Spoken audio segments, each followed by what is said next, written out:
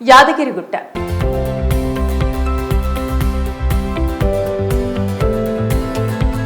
ఇక్కడ లక్ష్మీ నరసింహస్వామి కొలువై ఉన్నాడు.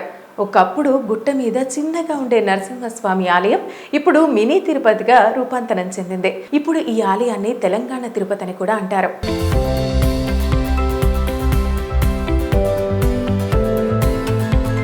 భక్తుల కోరికలు తీరుస్తూ ఇక్కడ కొలువై ఉన్న నరసింహస్వామి ఆలయం యాదగిరిగుట్ట చరిత్ర కొంతవరకు మాత్రమే మనకు తెలుసు.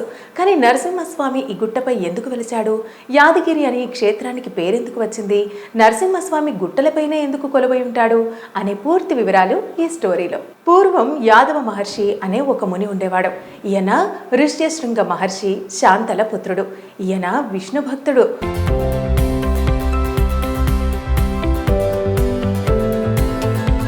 ఒకనాడు ఆంజనేయ స్వామి సలహా మీద యాదగిరిగా పిలువబడుతున్న ఈ ప్రదేశంలో చాలా కాలం తపస్సు చేశాడు. అప్పుడు ఒక రాక్షసుడు ఆహారం కోసం వెతుకుతుండగా తపస్సులో ఉన్న ఈ ఋషిని చూసి తినబోయాడు.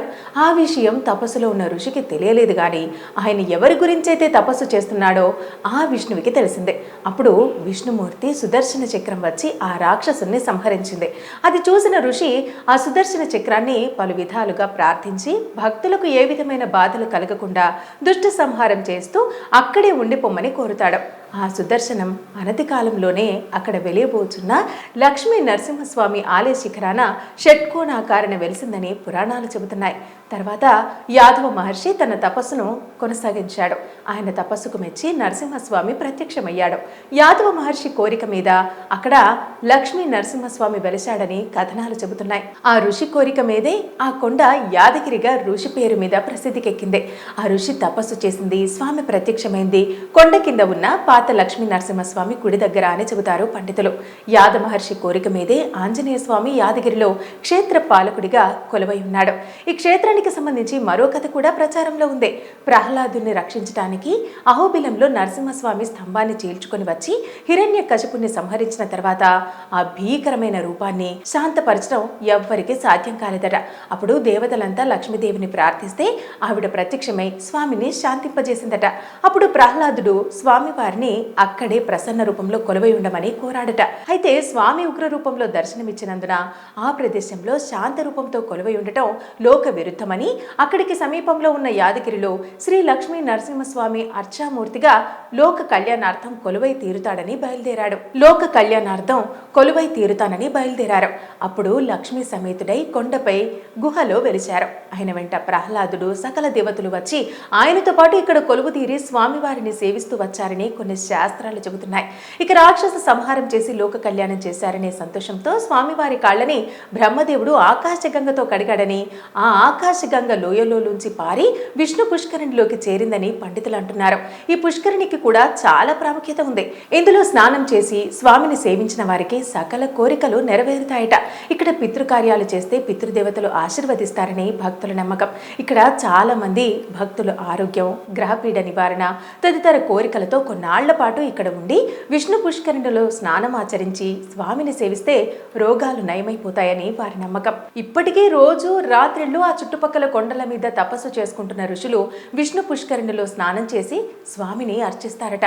దానికి నిదర్శనంగా వారు వచ్చేటప్పుడు మృదంగ ధ్వనులు వినిపిస్తాయట. పాదాల గుర్తులు కూడా కొందరు చూశారని అంటారు.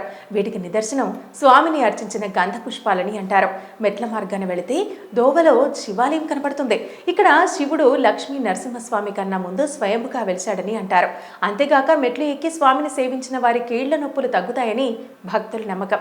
ఇక మరో కథనం ప్రకారం లక్ష్మీ నరసింహస్వామి వారు మొదట పాత లక్ష్మీ నరసింహస్వామి ఆలయంలో వెలిసి తర్వాత కొత్త లక్ష్మీ నరసింహస్వామి వారి ఆలయమునకు గుర్రం మీద వెళ్లేవారట. ఇప్పటికీ ఆ గుర్తులు పాత లక్ష్మీ నరసింహస్వామి వారి ఆలయం నుండి కొత్త లక్ష్మీ నరసింహస్వామి వారి ఆలయం వరకు ఉన్నాయి. పాత లక్ష్మీ నరసింహస్వామి ఆలయంలో గోడ మీద ఉన్న చిత్రాలు చాలా అద్భుతంగా కనిపిస్తాయి. అక్కడ నుండి కొత్త లక్ష్మీ నరసింహస్వామి వారి ఆలయంలోకి వెళ్లే దారిలో ఆంజనేయ స్వామి వారి ఆలయం కొలువై ఉంటుంది. ఈ ఆలయ గర్భగుడిలో స్వామివారి వద్ద నిత్యం ఒక జల ప్రవాహం ఉంటుంది. ఆ జలంతోనే నిత్యం స్వామివారికి అభిషేకం చేస్తారని పండితులు అంటున్నారు. చూశారు కదా యాదగిరి లక్ష్మీ నరసింహస్వామి వారి ఆలయ చరిత్ర. ఈసారి యాదగిరి గుట్టకు వెళ్ళినప్పుడు తప్పకుండా ఇక్కడున్న ఆంజనేయ స్వామి వారి ఆలయం, శివాలయం, అదేవిధంగా గోడలపై ఉన్నటువంటి చిత్రాలు తప్పకుండా చూసి తరించండి. యాదగిరిగుట్ట.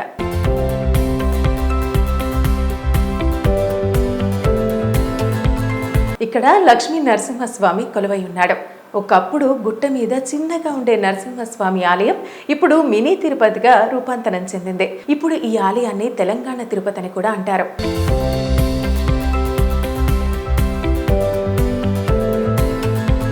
భక్తుల కోరికలు తీరుస్తూ ఇక్కడ కొలువై ఉన్న నరసింహస్వామి ఆలయం యాదగిరి గుట్ట చరిత్ర కొంతవరకు మాత్రమే మనకు తెలుసు. కానీ నరసింహస్వామి ఈ గుట్టపై ఎందుకు వెలిచాడు, యాదగిరి అని ఈ క్షేత్రానికి పేరెందుకు వచ్చింది, నరసింహస్వామి గుట్టలపైనే ఎందుకు కొలువై ఉంటాడు అనే పూర్తి వివరాలు ఈ స్టోరీలో. పూర్వం యాదవ మహర్షి అనే ఒక ముని ఉండేవాడు. ఈయన ఋష్యశృంగ మహర్షి శాంతల పుత్రుడు. ఈయన విష్ణు భక్తుడు.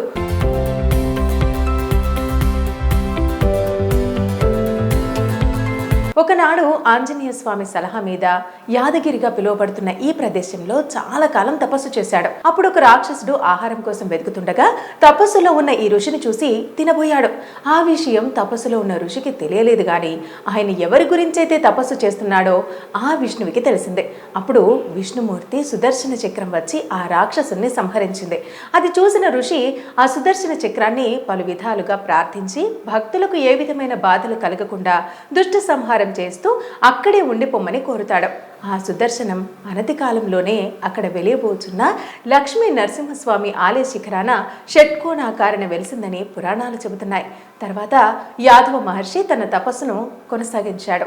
ఆయన తపస్సుకు మెచ్చి నరసింహస్వామి ప్రత్యక్షమయ్యాడు. యాదవ మహర్షి కోరిక మీద అక్కడ లక్ష్మీ నరసింహస్వామి వెలిశాడని కథనాలు చెబుతున్నాయి. ఆ ఋషి కోరిక మీదే ఆ కొండ యాదగిరిగా ఋషి పేరు మీద ప్రసిద్ధికెక్కింది. ఆ ఋషి తపస్సు చేసింది, స్వామి ప్రత్యక్షమైంది కొండ కింద ఉన్న పాత లక్ష్మీ నరసింహస్వామి గుడి దగ్గర అని చెబుతారు పండితులు. యాద మహర్షి కోరిక మీదే ఆంజనేయ స్వామి యాదగిరిలో క్షేత్ర పాలకుడిగా కొలువై ఉన్నాడు. ఈ క్షేత్రానికి సంబంధించి మరో కథ కూడా ప్రచారంలో ఉంది. ప్రహ్లాదుని రక్షించడానికి అహోబిలంలో నరసింహస్వామి స్తంభాన్ని చీల్చుకొని వచ్చి హిరణ్యకశిపుని సంహరించిన తర్వాత ఆ భీకరమైన రూపాన్ని శాంతపరచడం ఎవ్వరికీ సాధ్యం కాలేదట. అప్పుడు దేవతలంతా లక్ష్మీదేవిని ప్రార్థిస్తే ఆవిడ ప్రత్యక్షమై స్వామిని శాంతింపజేసిందట. అప్పుడు ప్రహ్లాదుడు స్వామి వారిని అక్కడే ప్రసన్న రూపంలో కొలువై ఉండమని కోరాడట. అయితే స్వామి ఉగ్ర రూపంలో దర్శనమిచ్చినందున ఆ ప్రదేశంలో శాంత రూపంతో కొలువై ఉండటం లోక విరుద్ధమని అక్కడికి సమీపంలో ఉన్న యాదగిరిలో శ్రీ లక్ష్మీ నరసింహస్వామి అర్చామూర్తిగా లోక కళ్యాణార్థం కొలువై తీరుతాడని బయలుదేరాడు. లోక కళ్యాణార్థం కొలువై తీరుతానని బయలుదేరారు. అప్పుడు లక్ష్మీ సమేతుడై కొండపై గుహలో వెలిచారు. ఆయన వెంట ప్రహ్లాదుడు సకల దేవతలు వచ్చి ఆయనతో పాటు ఇక్కడ కొలువు తీరి స్వామివారిని సేవిస్తూ వచ్చారని కొన్ని శాస్త్రాలు చెబుతున్నాయి. ఇక రాక్షస సంహారం చేసి లోక కళ్యాణం చేశారనే సంతోషంతో స్వామివారి కాళ్ళని బ్రహ్మదేవుడు ఆకాశగంగతో కడిగాడని, ఆ ఆకాశగంగ లోయలోంచి పారి విష్ణు పుష్కరిణిలోకి చేరిందని పండితులు అంటున్నారు. ఈ పుష్కరిణికి కూడా చాలా ప్రాముఖ్యత ఉంది. ఇందులో స్నానం చేసి స్వామిని సేవించిన వారికి సకల కోరికలు నెరవేరుతాయట. ఇక్కడ పితృకార్యాలు చేస్తే పితృదేవతలు ఆశీర్వదిస్తారని భక్తుల నమ్మకం. ఇక్కడ చాలా మంది భక్తులు ఆరోగ్యం, గ్రహపీడ నివారణ తదితర కోరికలతో కొన్నాళ్ల పాటు ఇక్కడ ఉండి విష్ణు పుష్కరిణిలో స్నానం ఆచరించి స్వామిని సేవిస్తే రోగాలు నయమైపోతాయని వారి నమ్మకం. ఇప్పటికీ రోజు రాత్రిళ్ళు ఆ చుట్టుపక్కల కొండల మీద తపస్సు చేసుకుంటున్న ఋషులు విష్ణు పుష్కరిణిలో స్నానం చేసి స్వామిని అర్చిస్తారట. దానికి నిదర్శనంగా వారు వచ్చేటప్పుడు మృదంగ ధ్వనులు వినిపిస్తాయట. పాదాల గుర్తులు కూడా కొందరు చూశారని అంటారు. వీటికి నిదర్శనం స్వామిని అర్చించిన గంధ పుష్పాలని అంటారు. మెట్ల మార్గాన వెళితే దోవలో శివాలయం కనపడుతుంది. ఇక్కడ శివుడు లక్ష్మీ నరసింహస్వామి కన్నా ముందు స్వయంభుగా వెలిశాడని అంటారు.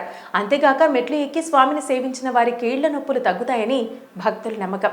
ఇక మరో కథనం ప్రకారం లక్ష్మీ నరసింహస్వామి వారు మొదట పాత లక్ష్మీ నరసింహస్వామి ఆలయంలో వెలిసి తర్వాత కొత్త లక్ష్మీ నరసింహస్వామి వారి ఆలయమునకు గుర్రం మీద వెళ్లేవారట. ఇప్పటికీ ఆ గుర్తులు పాత లక్ష్మీ నరసింహస్వామి వారి ఆలయం నుండి కొత్త లక్ష్మీ నరసింహస్వామి వారి ఆలయం వరకు ఉన్నాయి. పాత లక్ష్మీ నరసింహస్వామి ఆలయంలో గోడ మీద ఉన్న చిత్రాలు చాలా అద్భుతంగా కనిపిస్తాయి. అక్కడ నుండి కొత్త లక్ష్మీ నరసింహస్వామి వారి ఆలయంలోకి వెళ్లే దారిలో ఆంజనేయ స్వామి వారి ఆలయం కొలువై ఉంటుంది. ఈ ఆలయ గర్భగుడిలో స్వామివారి వద్ద నిత్యం ఒక జల ప్రవాహం ఉంటుంది. ఆ జలంతోనే నిత్యం స్వామివారికి అభిషేకం చేస్తారని పండితులు అంటున్నారు. చూశారు కదా యాదగిరి లక్ష్మీ నరసింహస్వామి వారి ఆలయ చరిత్ర. ఈసారి యాదగిరి గుట్టకు వెళ్ళినప్పుడు తప్పకుండా ఇక్కడున్న ఆంజనేయ స్వామి వారి ఆలయం, శివాలయం, అదేవిధంగా గోడలపై ఉన్నటువంటి చిత్రాలు తప్పకుండా చూసి తరించండి.